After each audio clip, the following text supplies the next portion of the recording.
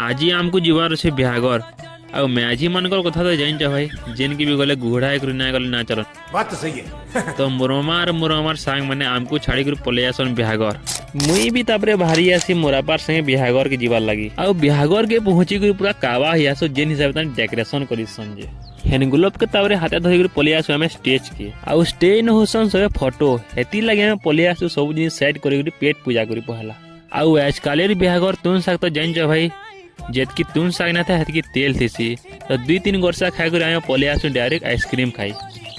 Ice cream खाई सारसी के तावरे आमर भेटी पड़सी आमर गाँव पिला मान को जिन माने की खाउसन भात 2-4 पद कथा लगी तावरे में पले आसी गईतल के बसवार लगी आउ बसी बसी बोरिंग होसु हेती लगी आम पले आसु घंटेश्वरी मंदिर बुली आउ इनो जेन हिसाब पैन किनो से नया कौन भाई पूरा मुड़ मुड़ा किंद्रे आसी है तापर 2-4 मिनट इयाड़ सियाड़ देखिक आम पले आसू महाप्रभुर दर्शन करी महाप्रभुर दर्शन करी घर के जाऊ सी आम भेटी पड़सु फिर मोर मामा के मोर मामार संगे कथा 2-4 पद लगे आम पले आसू फिर घर के आज ब्लॉग टा एतकिया जदि भल लागला बेले लाइक करबो।